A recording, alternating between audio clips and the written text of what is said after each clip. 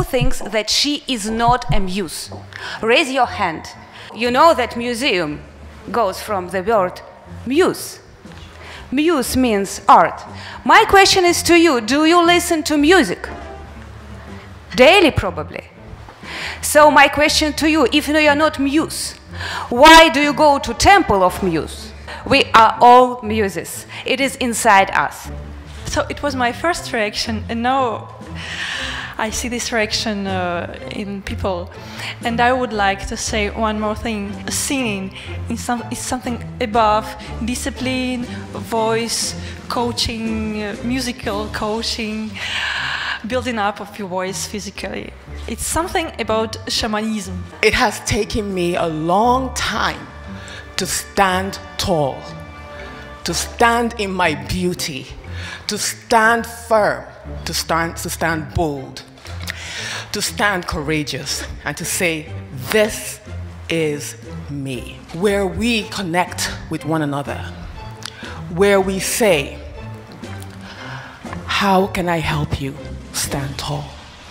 How can I help you be more, be who you were put on this earth to be? How can I help you transform and set this world on fire? That is me. So I tell the world, watch out. You haven't seen me yet. The doctor told me to sit down. And no one wants to hear sit down, right? At the age of 33 years old, she's like, you've been diagnosed with breast cancer. I told no one because I wore a mask. Because I had this mask on that I had this perfect life. I had a perfect boyfriend. He was in finance. I had the perfect life. I owned a restaurant. I was on TV. I was writing. I had this perfect persona, which really was a lie. And 2 years later, and the doctor told me to sit down again. It was a day when a doctor told me that cancer was all over my body. It was a day that changed my life forever. We didn't know what to say. I looked at the doctor, I was speechless. And I said, well, do I have any hope? What to do? And the doctor said, do you believe in miracles? And something in my core hit me. And I'm standing here 10 years later, cancer-free, no evidence of disease. So then I changed everything about me. And then my doctor said, you need to speak to the patients because we don't have a stage 4 patient like you. We don't have anyone who comes in smiling, laughing. Please speak to the patient.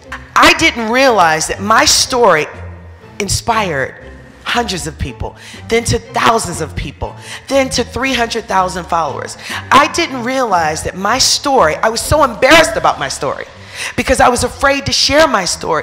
But when you realize we all have a story, we all have a divine calling to be great, we all have something. Because what I've struggled with my life for years has been trying to figure out, how do I go from excellence to genius? I didn't have the terminology, I didn't have the sophistication, but I had a hunger in my heart. I had worked on the admissions board as a board member at Harvard Business School. But fast forward, 15 years later, I've had an amazing opportunity to serve as a muse to thousands of students all over the world. I'm empowering my clients to do more, to be more, yet I've not given myself permission to do more, to be who I was meant to be. So I'm here to tell you, even as I'm on this stage, I'm in the biggest fight of my life. Not physically, but personally. And it's a fight that I don't know what the outcome will be. It's terrifying. I think I'm better for it. And I think I'm a bit bolder to face the battle and to be a muse in my own life and in others' lives. Thanks. Got my degree in business, psychology, and counseling. I realized that I was a coach. I was coaching people. I was helping them through their issues, giving them inspiration, giving them motivation. Don't leave here saying only that I stayed in the Ritz, it was a great day, and you haven't changed. Because every speaker was life-changing. 1, 2, 3, I'm a warrior.